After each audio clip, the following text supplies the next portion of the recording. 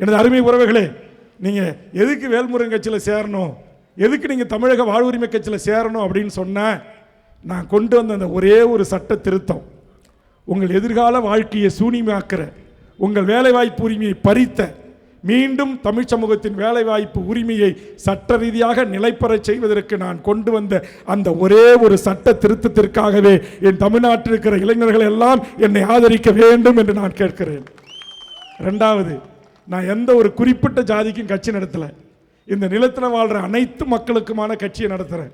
என் தலைமையை ஏற்றுக்கொண்டு இங்கே என்ன சொல்கிறேன், இங்கே கூட நான் குமார் உள்ளிட்டவர்கிட்ட நெப்போலியன்கிட்ட படித்து சொன்னேன், எனக்கு மாலை போடக்கூடாது, எனக்கு சால்வை போடக்கூடாது, எனக்கு வெடி வெடிக்கக்கூடாது.